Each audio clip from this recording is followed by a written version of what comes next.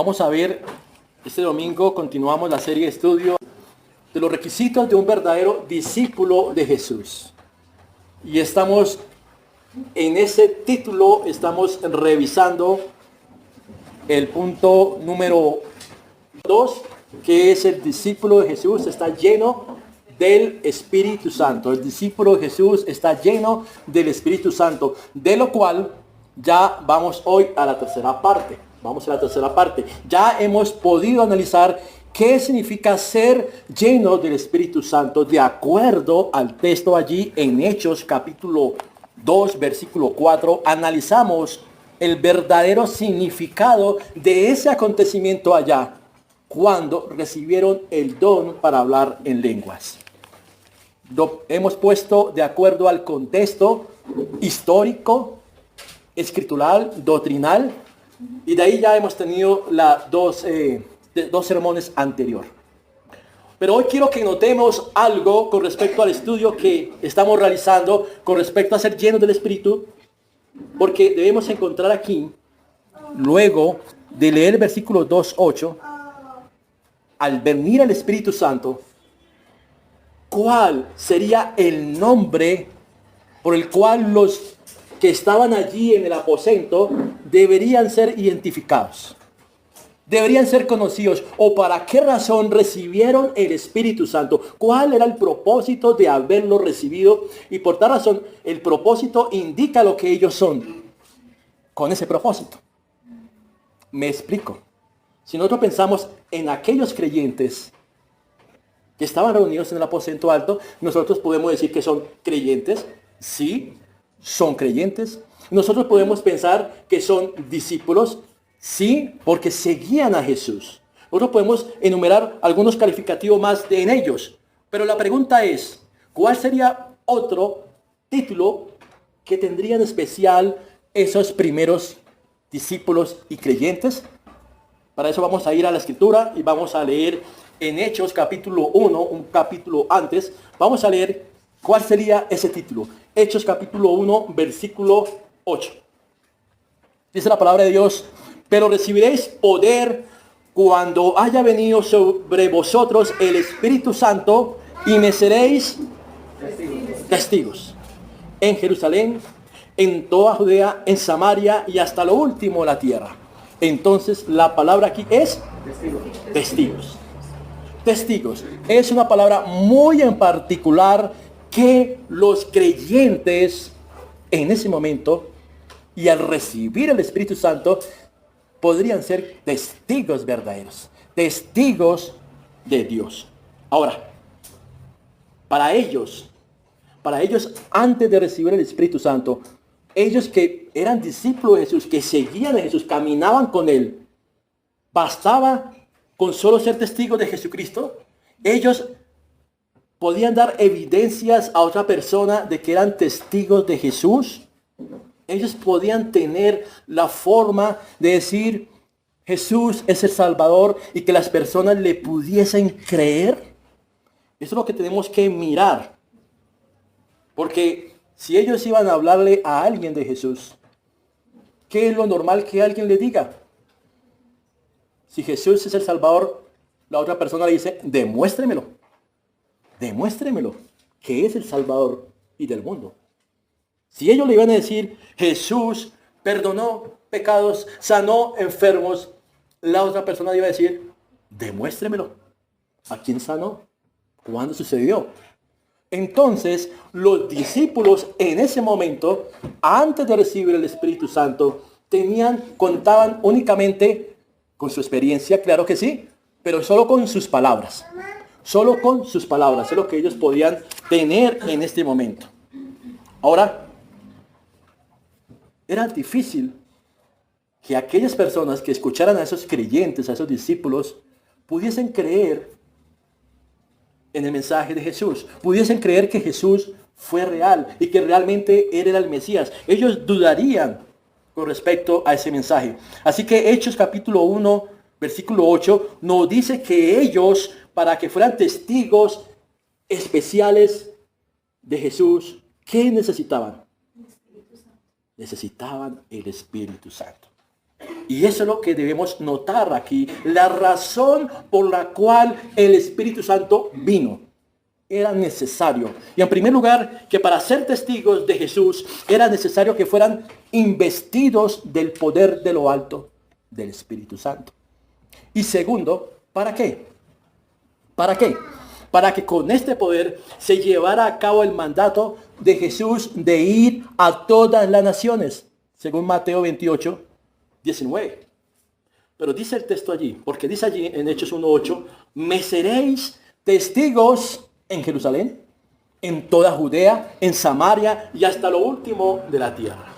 ¿Ve, mi hermano y amigo, el propósito del Espíritu Santo? No es algo suelto a ver que usted dice, estoy deseando el Espíritu Santo, pero ¿para qué? ¿Para qué lo quiere usted? Aquí encontramos la respuesta. Ahora, un testigo especial. No era cualquier testigo, era un testigo de Jesucristo. Dice el versículo 8 allí que estamos leyendo, me seréis testigos como posesión mía, dice el Señor. Ustedes son mis testigos, son míos, van a hablar de mí. ¿Y para qué? Para ser testigos a las naciones y hasta lo último de la tierra. Es decir, que hasta aquí, mis hermanos, si hemos comprendido o me he dado a entender, no puede haber un testigo de Jesucristo sin el Espíritu Santo. Es fundamental. Es fundamental. Eso es un requisito. Como tampoco, mis hermanos, pensemos un poco en esto, puede haber un creyente lleno del Espíritu Santo que no sea testigo de Jesucristo. Meditemos sobre eso, porque esta es la reflexión de hoy. ¿Somos llenos del Espíritu Santo? ¿Somos testigos de Jesucristo? Entonces ahí debe ser la reflexión. Porque ¿para qué sería una persona llena del Espíritu Santo? Pregúntese usted, si no es para alguna de las dos razones anteriores. ¿Cierto? ¿Se había preguntado eso alguna vez, mis hermanos? Espero que se la haga hoy esa pregunta, para que hoy salga de aquí con este mensaje. Transformado por la palabra de Dios. Comprometido con la palabra de Dios. Muchos creyentes, por no decir que todos, podrán decir con justa razón y bíblica que además que al tener el Espíritu Santo, ellos están siendo capacitados y están siendo formados y están siendo guiados por el Espíritu Santo, que el Espíritu Santo les guía, que el Espíritu Santo les capacita, y eso es verdad. Porque la función del Espíritu Santo es capacitar, formar, guiar, construir un nuevo carácter en Cristo. Eso lo hace el Espíritu Santo. Y usted puede decir, yo tengo el Espíritu Santo, pero estamos revisando también la finalidad de Él hacia los demás. El propósito que tenemos con el Espíritu Santo hacia las demás personas, no solamente hacia mí mismo, porque tal vez la iglesia se ha concentrado mucho en sí mismo, en su gozo, en sus beneficios y no en los de afuera, en la necesidad de la predicación de la palabra de Dios. Juan 16:13 dice, pero cuando venga el Espíritu de verdad, Él os guiará a toda la verdad. Porque no hablará por su propia cuenta, sino que hablará todo lo que oyere y os hará saber las cosas que habrán de venir. Claro, es necesario tener el Espíritu Santo para estar en comunión con Dios. Fundamental, comunión con Dios y con Jesucristo. Podríamos hacer listas largas de los beneficios del Espíritu Santo en la vida de creyente, porque los evangelios tratan de eso, de todos los beneficios que usted puede recibir de parte del Espíritu Santo, si es lleno de Él, y cómo usted puede experimentar crecimiento en el Espíritu de Dios. Eso es lo que los evangelios nos trata ampliamente. Si usted puede entrar allí a las cartas de los apóstoles, los escritores, es extenso. La obra de edificación del Espíritu Santo en la vida del creyente es amplia, poderosa, inmensa. Pero leamos aquí en Romanos capítulo 8, versículo 26, ¿qué dice? Dice la palabra de Dios, y de igual manera el Espíritu nos ayuda en nuestra debilidad. ¿Sí? Encontramos un propósito allí. Pues ¿qué hemos de pedir como conviene para orar? No lo sabemos, pero el Espíritu mismo intercede intercesión por nosotros, con gemidos indecibles. Y el 27 dice, mas el que escudriña los corazones sabe cuál es la intención del Espíritu, y porque conforme a la voluntad de Dios intercede por los suyos. El Espíritu Santo nos lleva a hacer la voluntad de Dios. Nos lleva, nos refina, nos limpia, reaviva para hacer la voluntad de Dios. Pero es también necesario notar que el Espíritu Santo, además de guiarnos, capacitarnos, acompañarnos, de ser de intercesión, edificarnos y mantenernos en la fe, cumple otras misiones beneficiosas que encontramos en la Escritura y que son para la gloria de Dios. Son para la gloria de Dios. Entonces, miremos esto en la palabra de Dios. Ahora, la pregunta es,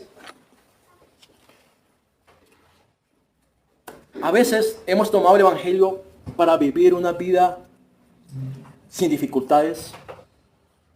Creemos que nos estamos capacitando en este mundo para vivir bien acá, para pasarla bien acá. Y ahora, como están diciendo que lo vamos a vivir sabroso, acá, vamos a vivir sabroso. Pero resulta que esa no es la finalidad nuestra. Esa no es la finalidad. Nosotros debemos comprender cuál es nuestro caminar en esta vida, cuáles son los pasos, cuál es el propósito de esta vida y hacia dónde apunta. Algunos quieren vivir como reyes cuando son peregrinos del mundo. Algunos quieren vivir en felicidad, desconociendo el camino de la tribulación y la paciencia, que es fruto del Espíritu Santo. Otros con riqueza, pero no con humildad y sencillez. Otros con reconocimiento y fama, y eso hay mucho, pero no en el anonimato. Otros en descanso, pero no con trabajo. En un evangelio preparatorio para el otro mundo, pero con poco compromiso como hijos del reino de Dios acá en la tierra.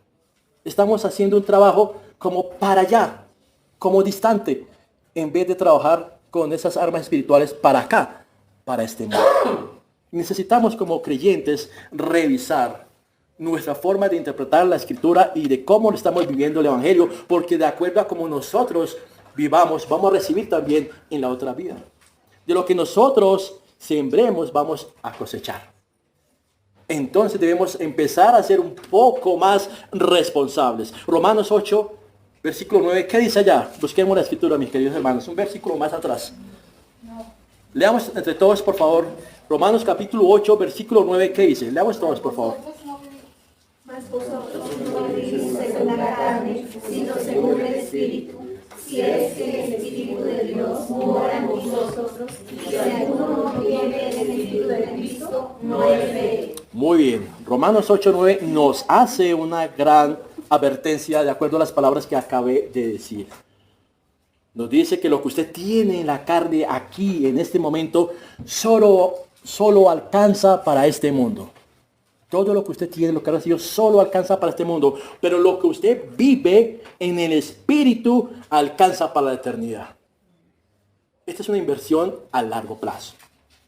Es una inversión que usted está haciendo para su propia vida eterna aquí, en esta vida, en este momento. No después, porque algunos creyentes parecen ser como niñitos estudiando en un salón, en un jardín, y que están sentados allí esperando que lo llamen para salir y mostrarse al mundo. Nosotros debemos salir al mundo y mostrar el Evangelio al mundo y vivir este Evangelio a todas las criaturas. Que nos conozcan, que sepan de nosotros.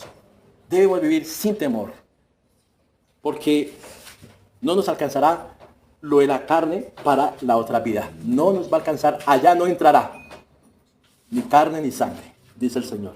Deuteronomio 30, versículo 15, ¿qué dice? Busquemos en las Escrituras para que las hojas suenen ahí cuando se están moviendo. Ahí, Deuteronomio 30, 15. Mira, yo he puesto delante de ti hoy la vida y el bien, la muerte y el mal. Y hoy, como Moisés, estoy haciendo lo mismo acá, colocando delante de ustedes la vida y la muerte delante de vuestros ojos. Para que analicemos, para que pensemos qué estamos haciendo con el Evangelio y con la palabra de Dios. Entonces, veamos que el propósito del Espíritu Santo, el ser llenos de Él, también está muy claro en las Escrituras. Son muy claras las evidencias bíblicas. Tanto como está el propósito de la edificación, lo es también el propósito de la edificación, de la predicación de la palabra. Ambas cosas están allí claramente en la Escritura. Edificación y predicación de la palabra. Ambas cosas son iguales. Entonces, el hablar en lenguas, que ya de eso hablamos bastante los 2 domingos anteriores, permítame decirle algo allí que fue una señal muy en particular en ese momento para que aquellos judíos que estaban en otras naciones, que tenían otros idiomas, pudiesen entender en la palabra de ellos su propio idioma y pudiesen ser llevados al Evangelio. Fue la forma como el Señor empezó a llevar el Evangelio a las naciones, y aquí estamos hablando precisamente a gentiles también que hablaban otros idiomas. Había un claro propósito, un claro destino. Muchos de los judíos que estaban allí en Hechos capítulo 2 vivían fuera de Jerusalén e iban a las fiestas que se realizaban en Jerusalén en el templo, y ellos estaban celebrando la fiesta de Pentecostés. Pero ellos estaban seguramente exiliados de hace muchos años por cuestión de aquellos imperios que dominaron Jerusalén. Recuerde usted a los persas, recuerde usted a Babilonia, recuerde usted a los grecorromanos. Todos ellos invadieron Jerusalén y muchos salieron. Pero ellos iban a esas fiestas, pero seguramente, de pronto no estos judíos que estaban allí, estos que fueron al día de Pentecostés y escucharon hablar en lenguas, pero muchos otros judíos y muchos gentiles nunca habían escuchado de Jesús. Nunca habían visto los milagros de Jesús, ni las enseñanzas de Jesús. Ellos no sabían, muchos de los que estaban afuera, qué había sucedido allá cuando Jesús estuvo durante 3 años predicando el Evangelio en su ministerio. Y en ese tiempo muchos desconocieron que Él fue llevado, que fue martirizado, que Él resucitó. Muchos lo desconocían. Entonces, obviamente, el Señor dio esta señal providencial, temporal, para llegar a aquellos que no conocían de Jesús. Ellos conocían acerca del ritual del templo, conocían acerca de las fiestas, de las celebraciones, las ceremonias, todo eso lo conocían al pie de la palabra, pero no conocían acerca nada de Jesús. ¿Cómo hacía el Señor para unir a estas personas que tenían ese conocimiento, esa doctrina del antiguo pacto con Jesús, si no había sido dado a conocer a ellos? Entonces, veamos allí en Juan 16, precisamente por eso el Señor les dijo que era conveniente que Él se fuera. Esa era la necesidad de que el Señor se hubiese ido para que pudiese venir el Espíritu Santo. Dice el versículo 7, pero yo os digo la verdad, os conviene que yo me vaya, porque si no me fuera el Consolador, no vendría a vosotros. Mas si me fuere, os lo enviaré. De otra forma, si no es por medio del Espíritu Santo que se da a conocer el mensaje de Jesús por medio de los creyentes, le hubiese sido necesario a Jesús aparecérsele a todas las personas. Aparecérsele a todos, para que pudiesen creer en Él. Y el Señor Jesús no iba a hacer eso. Él tenía que ir a la gloria del Padre. Él tenía que ir allá también a gobernar su reino y su próxima iglesia.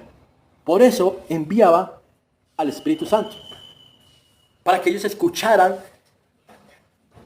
por medio de esa señal a estas personas que eran judíos nacionales de allá, de la ciudad, que hablaban su hebreo, que estaban allá con su idioma, escasamente con el griego. Y estos judíos, al escucharlo, quedaron atónitos, dice el texto. Quedaron atónitos al escucharles a ellos. ¿Y qué sucedió allí? Entonces, dice la Escritura, en Hechos 2:14, que Pedro, aprovechando la ocasión que ellos están allí mirando a estos judíos, a estos creyentes hablar en sus idiomas, y Pedro aprovecha la ocasión y se levanta y empieza a predicarles. Empieza a predicarles. ¿Ve cómo se utiliza esa situación del milagro allí, de hablar lenguas, para que Pedro inmediatamente se levantara a predicar. Dice el versículo 14, entonces Pedro, poniéndose en pie con los 11, alzó la voz y les habló diciendo, varones judíos, y todos los que habitáis en Jerusalén, esto sea notorio y oí mis palabras. Hasta hace un poco de tiempo, los judíos no estarían interesados de escuchar a Pedro. ¿Quién es Pedro? Empezando. Pedro, que me va a hablar de un Mesías. ¿Cuál Mesías? Pero ahí estaban todos perplejos, atónitos, pendientes de las palabras de Pedro. Y dice allí, entonces, porque estos no están ebrios, les explica Pedro, como vosotros suponéis, puesto que es la hora tercera del día. Y seguidamente relaciona la experiencia de hablar de lenguas con las escrituras. Miren lo que hace Pedro en ese momento en el Espíritu. Inmediatamente los lleva a la palabra. Lo que ellos conocen. Lo que ellos se sabían. Y los conecta. Los conecta inmediatamente ahí. Dice, mas esto es lo dicho por el profeta Joel. ¿Ve la conexión? Así es como obra Dios. Dios no obra en el Espíritu para dejar las cosas sueltas por ahí. Y que es que tuve una experiencia espiritual. El Señor me habló y me dijo esto. ¿Dónde está conectado con la palabra de Dios? ¿Dónde está el sustento? ¿Dónde está el Señor mostrándole que lo que usted está recibiendo es de parte de Dios y que es de acuerdo a la voluntad de Dios que está en su palabra? Ahí es donde usted debe preguntar cómo estamos usando el Espíritu Santo y si lo tenemos y lo estamos usando correctamente. Entonces, Pedro empieza a predicar y desde el versículo 22 hasta el versículo 36 hace toda la presentación de Jesús. Espectacular. Versículo 22. Les empieza a mostrar Jesús, Nazareno, varón aprobado por Dios. Empieza a decirles, ¿quién es Jesús? ¿Qué hacía Jesús?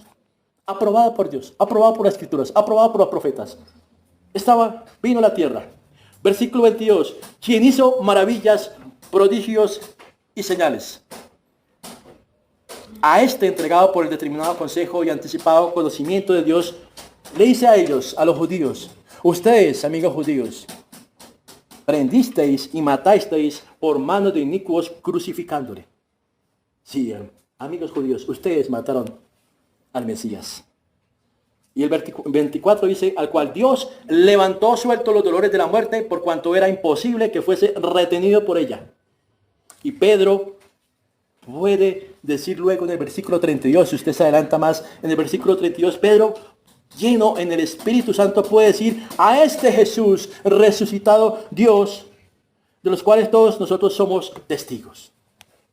Pedro puede decir, yo soy testigo de ese Jesús, amigo judío. Yo lo vi, caminé con él, vi sus milagros, vi todas las enseñanzas, las escuché, participé con él, comí, pero también lo vi morir, también lo vi allá en la cruz, y también lo vi resucitar, estuvo con nosotros, soy testigo de Jesús, soy testigo de él. Lo he visto, dice Pedro. Pedro hace una presentación del evangelio post-resurrección, efectiva. Es efectiva la presentación que Pedro hace de Jesús. Él les presenta al Cristo en sus obras, virtudes y en sus perfecciones. Y luego muestra su exaltación, la exaltación de Jesús que está allí en Hechos, cuando Él asciende a los cielos. Pero Pedro hace algo más en medio de esa predicación. Pedro hace algo más allí, que es no solamente presentar al Cristo, al Mesías, sino que también les muestra, les presenta la culpabilidad del hombre. La culpabilidad del hombre, quien no tiene excusa. Y les pone la carga sobre sus hombros. Una carga que no es psicológica ni no es emocional. Es real, porque es conciencia de pecado. A lo cual ellos respondieron con un corazón, en el versículo 37, contrito y arrepentido. Dice el versículo 37, que al oír esto, se compungieron de corazón y dijeron a Pedro y a los apóstoles, varones hermanos, ¿qué haremos? ¿Qué haremos? ¿Ven la respuesta? Hechos capítulo 2, versículo 37. ¿Qué haremos? Están allí los mismos judíos que escucharon las señales de hablar en lenguas, que quedaron atónitos, escuchando la predicación y ahora están aquí acorralados como un gatito ahí al final, en el rincón de la cocina. ¿Qué haremos, Pedro? ¿Qué haremos? Porque sé que hemos pecado. Esta es la obra del Espíritu Santo moviéndose con poder, con toda libertad. Ahí están los ríos de agua viva que hemos cantado. Los ríos de agua viva viniendo, inundando, avivando, resucitando a aquellos que escucharon la palabra de Dios. Dice Isaías 32:3, dice, no se ofuscarán entonces los ojos de los que ven y los oídos de los oyentes oirán. Atentos. Estaban atentos, llamados, no hipnotizados, llamados por el Espíritu Santo a escuchar la palabra de Dios. Estos son los judíos, los primeros creyentes. Dice la Escritura en Juan 16:8 que cuando venga el Espíritu Santo, el Consolador, convencerá al mundo ¿de qué? De pecado, de justicia y de juicio. ¿Puede usted ver ahí la presencia del Espíritu Santo? ¿Puede ver poderosa como es? ¿Y puede ver usted cómo es la predicación del Evangelio? Estamos predicando el Evangelio. Así es como se predica. No porque lo diga yo, las Escrituras lo dicen allí. Reconocimiento del Mesías, reconocimiento del Dios, reconocimiento de culpa de parte del pecador. Y arrepentimiento. Arrepentimiento para recibir el mensaje, el poder del Evangelio. Entonces, nuestra responsabilidad hasta donde llega como predicadores. Hasta el momento en que soltemos la palabra del mensaje del Evangelio al oyente.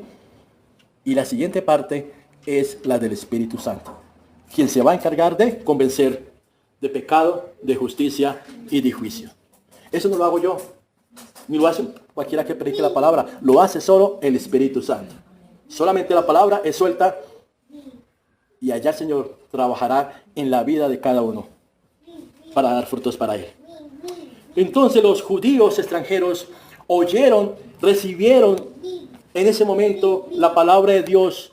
Sus oídos fueron abiertos, fueron llevados a arrepentimiento,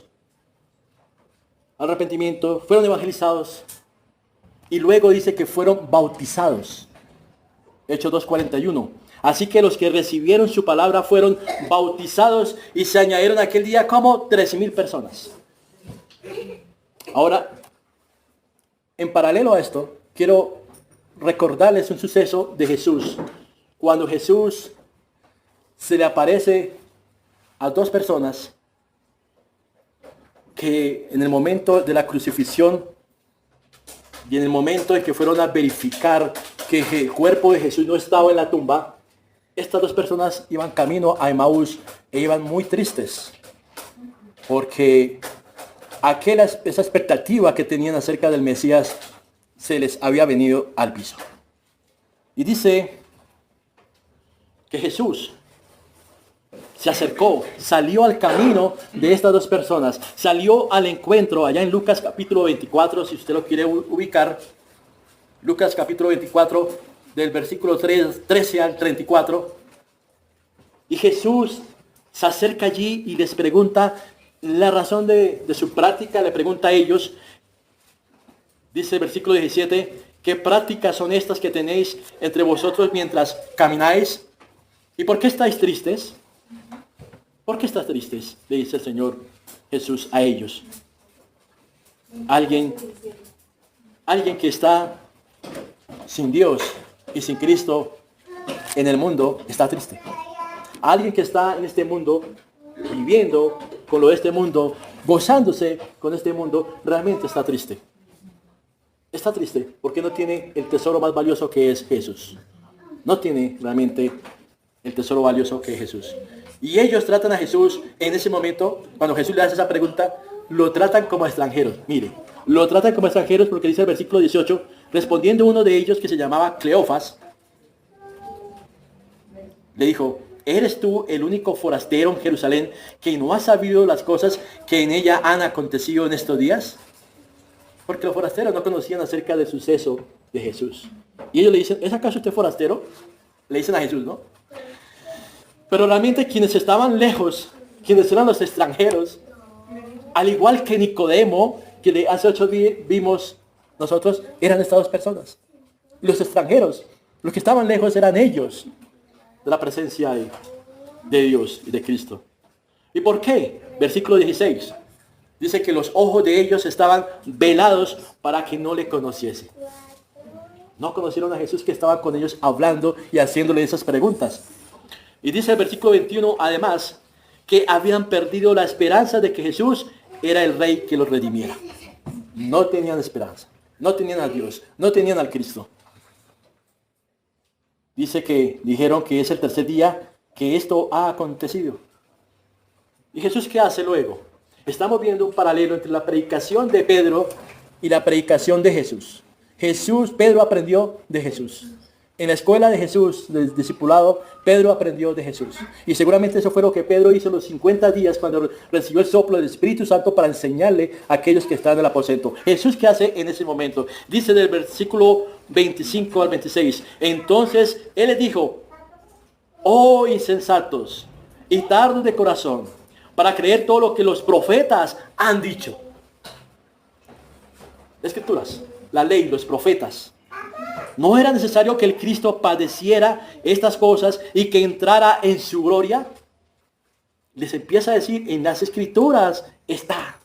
Y magistralmente Jesús empieza a predicar el Evangelio a partir de Moisés, dice el texto. A partir de allí, al igual que Pedro lo hizo, como Pedro predicó. Y dice el versículo 31, entonces en el momento que escucharon esas palabras, entonces le fueron abiertos los ojos y le reconocieron, mas él se desapareció de su vista. Esa es la misión y la prioridad de la misión de Jesús. Una misión que le encargó a sus creyentes y a su iglesia. Era tan prioritaria la misión de Jesús, que Jesús resucitado todavía está predicando. Todavía predica. Él no tuvo vacaciones. Él no tomó días de descanso ni puentes. Estaba predicando la palabra de Dios. Ahí estaba Jesús. Entonces, no hay motivos para parar la predicación de la palabra. No hay motivos.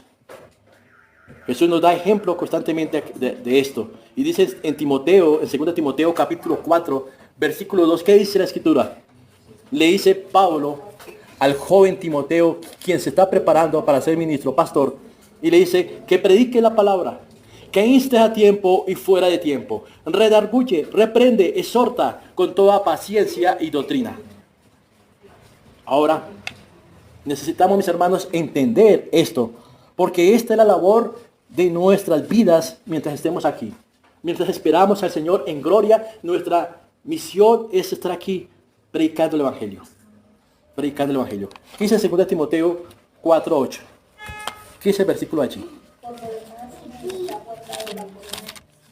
Fuerte, leámoslo fuerte todos. 2 Timoteo 4:8. Está guardada la corona de justicia, la cual me dará el Señor, pues justo en aquel día, y no solo a mí, sino también a todos los que aman su venida.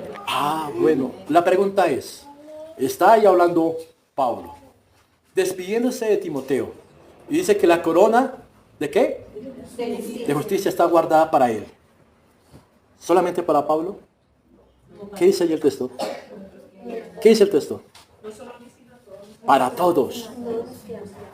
La pregunta es, ¿usted ama al Señor Jesús? ¿Usted ama su venida? Entonces esa corona es también para usted. Y la predicación de la palabra también de usted, y es para usted la labor de exhortar, reprender todo el tiempo. Aquí en particular se lo estaba mostrando a este hombre que se está preparando como ministro, pero todos debemos estar capacitados, formados por la palabra de Dios para que fuese predicada por cada uno de nosotros. Y tendremos recompensa por esto. Dice 1 Corintios 15:11. Pablo también haciendo la presentación del Evangelio. Pablo presentándole el Evangelio a los de Corinto. Él dice en el 11, porque o sea yo, o sean ellos, así predicamos y así habéis creído. Dice Pablo, no solamente yo voy a predicar el Evangelio, ellos. Y está hablando aquí en referencia a las 500 personas que fueron testigos de la resurrección de Jesucristo. Dice, o sea yo, o ellos, el Evangelio será predicado. Los testigos de Dios predicarán el Evangelio, así como Pablo, como Pedro, como Jesús. Todos tendrán ese privilegio de predicar el Evangelio. Y si nos concentramos allí en 1 Corintios 15, vemos como Pablo presenta el Evangelio también, al igual como lo hizo Pedro. En el versículo 3, ¿qué dice allí? Cristo murió por los pecados conforme a las Escrituras. Porque primeramente os he enseñado lo que asimismo recibí, que Cristo murió por nuestros pecados conforme a las Escrituras. No de cualquier manera. Cumplimientos proféticos, cumplimientos escriturales. Está allí cumplimiento de Jesús. Primer punto, Cristo murió por los pecados. Segundo punto, versículo 4. Y que fue sepultado y que resucitó al tercer día conforme a las Escrituras. Cristo murió y Cristo fue sepultado, fue sepultado y resucitó. Y versículo 5, apareció a Cleofa. ¿A quién más le apareció? A los 12. Y dice versículo 6, a 500 hermanos. Y usted y yo, mis hermanos, somos igual como Pablo, que como abortivos hemos recibido la comisión de predicar el mensaje del Evangelio a todas las naciones. Entonces, mis hermanos, entendamos lo importante, lo crucial de tener y ser llenos del Espíritu Santo.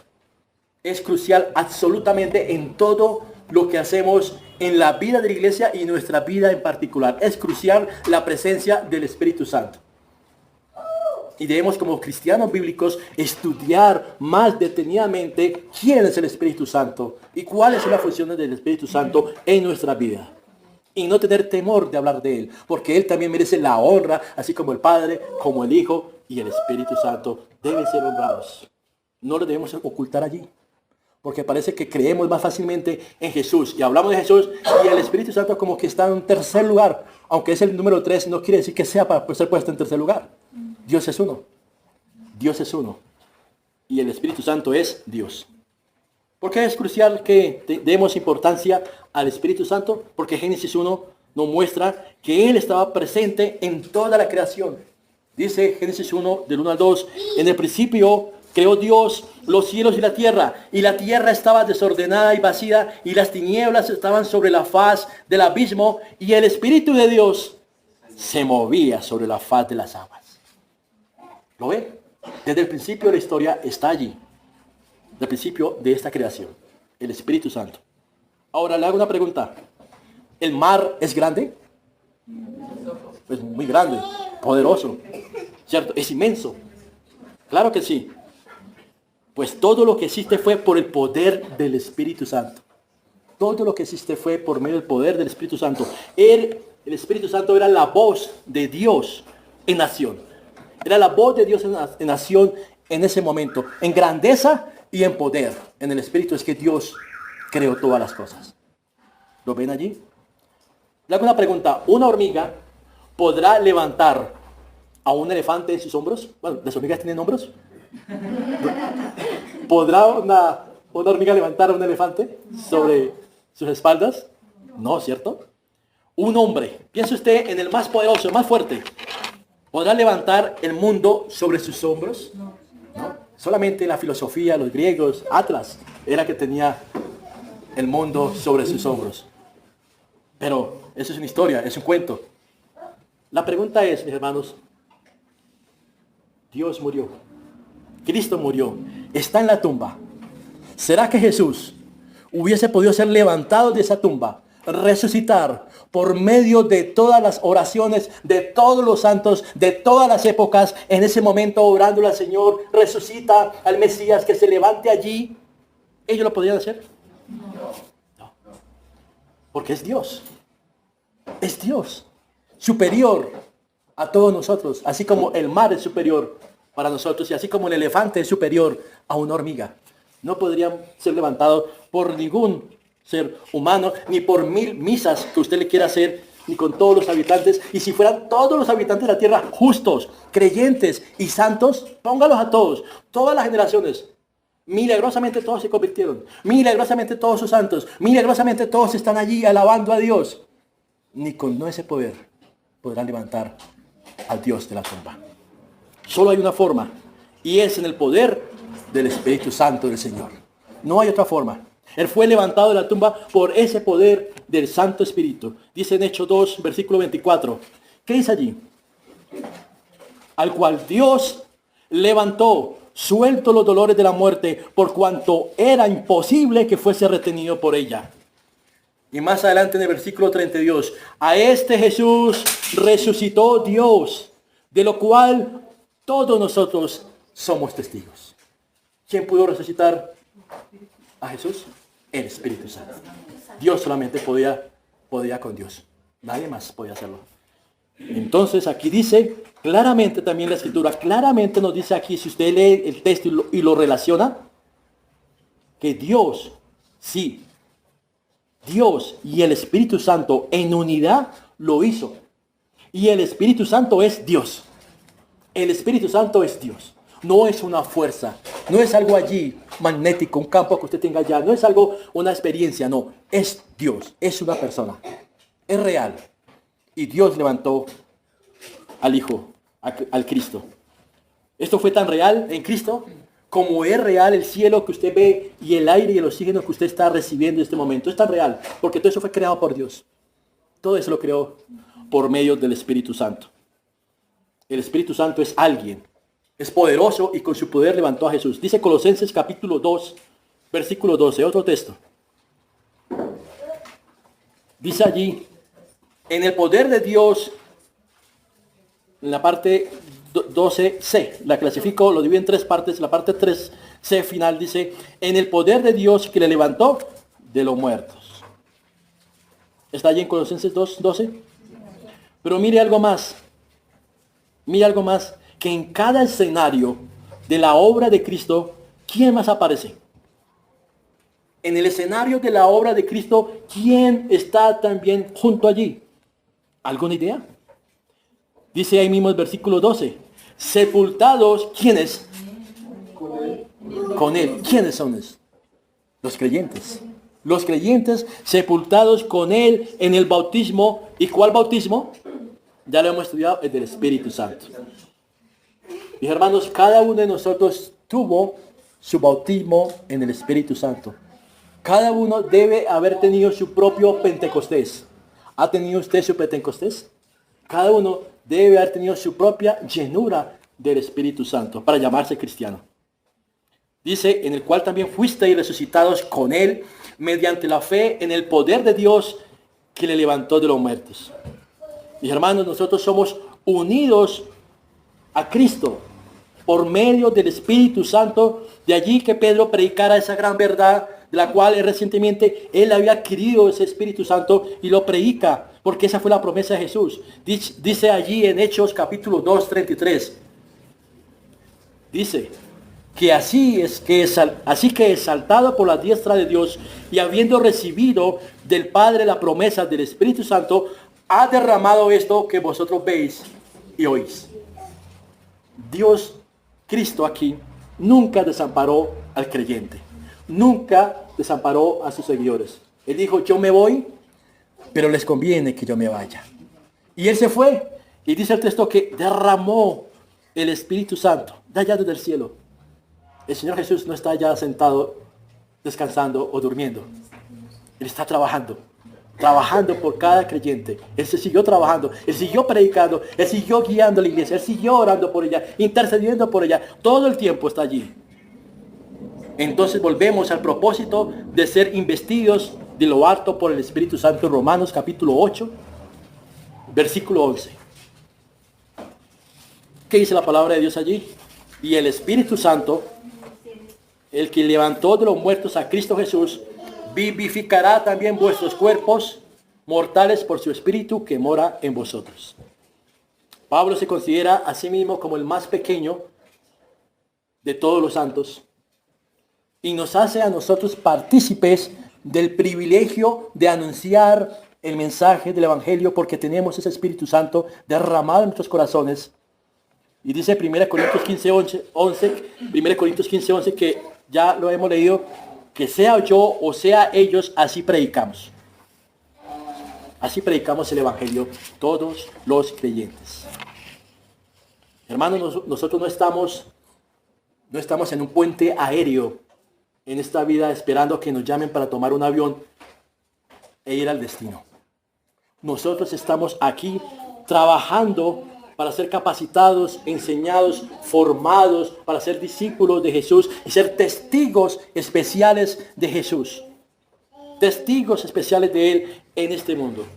Testigos para Él. 1 Pedro 2:9 dice, mas vosotros sois linaje escogido, real sacerdocio, nación santa, pueblo adquirido por Dios, para que anunciéis las virtudes de aquel que os llamó de las tinieblas a la luz admirable. Ese es el gran propósito por el cual nosotros estamos aquí. Era necesario recibir el Espíritu Santo, mis hermanos. Era importante que lo tuvieran, porque de otra forma, ¿cómo pudiesen ellos cumplir la comisión de Jesús? El Señor le dijo, Jesús le dijo en Mateo 28:19, y predicar el Evangelio, ir a enseñarles todas las cosas, bautizarlos en el nombre del Padre, y del Hijo, y del Espíritu Santo. ¿Y cómo podrían ellos bautizar en el Espíritu Santo si no lo tenían? Tenían que recibirlo. Dios es un Dios de orden y no de confusión. Así actúa Dios. Así es las cosas en el reino de Dios. ¿Usted está en el reino de Dios? ¿Está dispuesto a trabajar en el reino de Dios? ¿A ser formado, capacitado, guiado por Él en orden? Eso le da gloria a Dios. Eso es la gloria que Dios. Entonces, la pregunta es, ¿por qué debemos predicar? Pues debemos predicar porque el mundo se va para el infierno. Este mundo se va para el infierno. Y nosotros hemos sido tomados del mundo para hacer luz en medio de la oscuridad, para predicar el Evangelio. Pero la pregunta es que algunos tienen miedo por predicar el Evangelio, porque tienen miedo, porque no saben qué decir, porque no saben cómo expresar el Evangelio. Pero mis hermanos, Lucas 12:12 dice que el Espíritu Santo os enseñará en la misma hora lo que debáis decir. Nosotros debemos estar estudiando la palabra de Dios, debemos estar meditando la palabra de Dios, debemos estar escuchando la predicación de la palabra de Dios. Y de todo eso que estamos haciendo con los medios de gracia, en nuestra vida devocional, todo eso, el Espíritu Santo lo va a tomar y nos ayudará a decir aquello que es necesario en ese momento para que alguien escuche el mensaje. Así es como el Espíritu Santo nos capacita. Y debemos hacerlo porque debemos predicarle a toda persona. Porque no sabemos que con quien estemos, con el vecino, con el amigo, se va para el infierno o no. Y no podemos sacar allí las cartas de la doctrina de la gracia y decir que son salvos y que este salvo no, todos afuera son pecadores.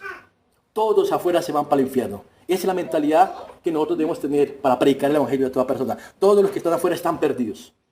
No pensemos que hay escogidos o no escogidos, no pensemos que son candidatos para ir al infierno. Para ir a la paila mocha, ahí como dicen por allá. Eso está allá. Debemos preocuparnos por eso, mis queridos hermanos. Y también porque debemos predicar, enseñar el Evangelio, porque en estos tiempos se creen muchas cosas que no son el Evangelio. Y muchas personas están corriendo también a esos lugares a escuchar doctrina de demonios usando la Biblia.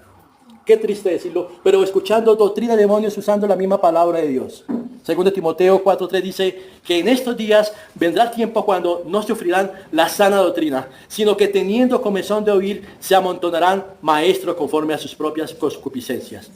Eso es lo que está pasando hoy en día. Toda la gente cree una cantidad de cosas y de sandeces impresionantes. Un día, unas personas creían que para todas sus ceremonias debían llevar a un vidente. Se murió un familiar y llevaron a ese vidente a la funeraria. Estuvo allí y le preguntaron al vidente, bueno, y ahora, después de que murió él, ¿quién será el siguiente que va a morir de los que estamos acá? Y la vidente le dijo, el primero que salga de esta funeraria es el que va a morir. Y allá duraban 8 días y no habían salido, todos encerrados. Y la vidente tampoco salía, ella encerrada también allí, esperando a ver quién era el primero que salía. Pero cosas como esas suceden en el mundo. Así, cosas como esas nosotros estamos escuchando de personas que creen una cosa, de la otra, del amuleto, en el conejito, en esto, en el gato negro, en la escalera, en una cantidad de cosas impresionantes. Porque no tienen la palabra de Dios y necesitan que le prediquemos la palabra de Dios. Eso es lo que tenemos que hacer. Predicar la palabra de Dios. Este mensaje, tanto como el que Pedro dio, como el que Pablo dio, como Jesús dio, nosotros también lo podemos dar con sencillez. Ahora, lo que usted tiene que preguntarse es, si usted tiene ese mensaje del Evangelio en su vida, en el Espíritu Santo, ¿usted lo tiene? Porque es el único requisito, que usted haya nacido de nuevo, que esté lleno del Espíritu Santo y que usted pueda predicar el Evangelio. Con eso es suficiente, mis hermanos.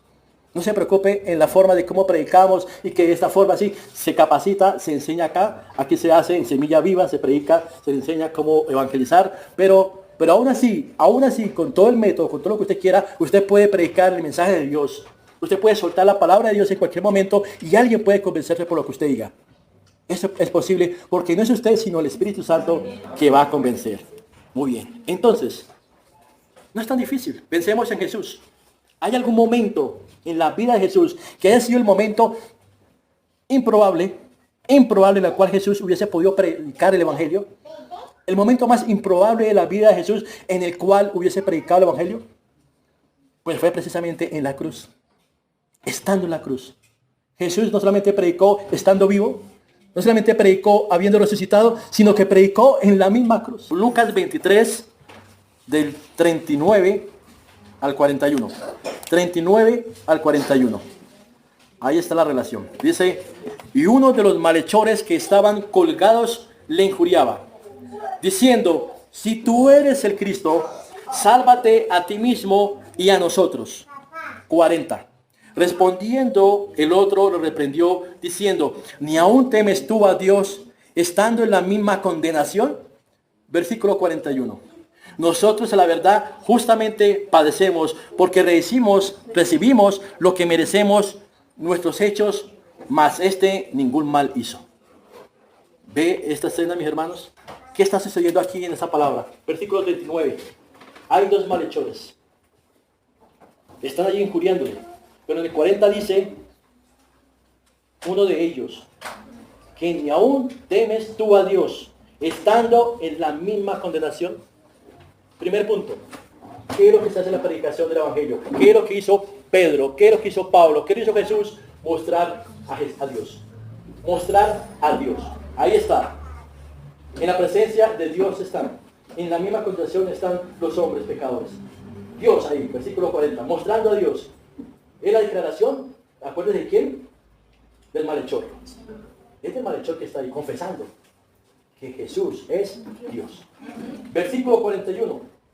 Nosotros la verdad justamente padecemos porque recibimos lo que merecieron nuestros hechos, mas ningún mal hizo. ¿Qué hay allí? Confesión de pecado. Pecadores confesando su condición. Diciendo, somos pecadores, no lo merecemos. No lo merecemos. Acuérdense de aquellos judíos ahí, cuando vieron la señal del Espíritu Santo, cuando fueron predicados, dijeron después, se arrepintieron de corazón y dijeron, ¿qué haremos? ¿Qué haremos? Aquí están ellos en este momento reconociendo su condenación. Y es lo que nosotros debemos reconocer todos los días, que nosotros no merecemos el infierno, sino es porque Jesús, Dios, vino a morir por nosotros y nos salvó. Y dice luego el 42,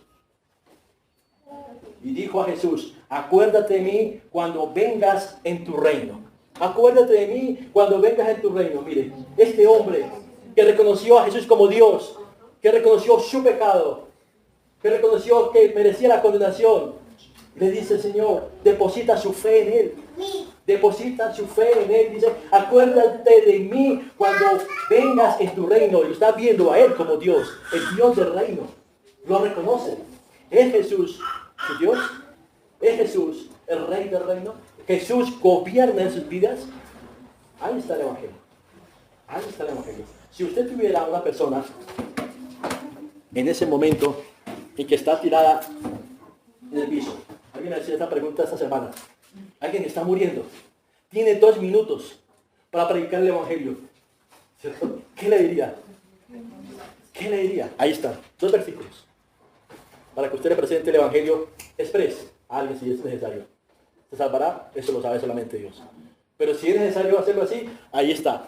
Reconozca a Dios. ¿Quién es Dios? ¿Quién es Él? Sus perfecciones, sus atributos, su obra, la obra de Cristo para Dios. Reconozca su pecado. ¿Usted está con el muerto allí? ¿Reconozca su pecado? ¿Reconoce a Dios? Sí. ¿Eres pecador? Sí. ¿Se arrepiente? ¿Estoy bien? Bueno. No siga más. El Evangelio vale. El Evangelio es costoso. El Evangelio costó la preciosa sangre de Jesús. La preciosa sangre de Jesús, valiosa, eterna, inalcanzable. No se puede comprar. No se puede. Es altísima. ¿O qué hizo Jesús cuando vino el joven rico? Y le dijo, ve, vende todo lo que tienes y sígueme. Lo dejó. Pero si esta persona que está aquí y dice así, ¿te arrepientes de pecado? ¿Te preocupa ir a la condenación? Sí. Cree en Jesús. Cree en Jesús. Arrepiente de pecados. Porque el Señor va a decir lo siguiente. Versículo 43. Entonces Jesús le dijo, de cierto te digo que hoy estarás conmigo en el paraíso. Ese es el Evangelio. Ese es el Evangelio que predicamos. Ese es el Evangelio que usted tiene. Y ese es el Evangelio que usted puede llevar a otra persona dándole esperanza y vida por medio del Espíritu Santo. ¿Está dispuesto a hacerlo? Le invito a que piense, a que medite en ello y le pida a Dios para que le conceda ese mismo Espíritu Santo con esa capacidad, con ese poder, para que muchas personas puedan escuchar de este gran Dios majestuoso y eterno, Jesucristo el Señor.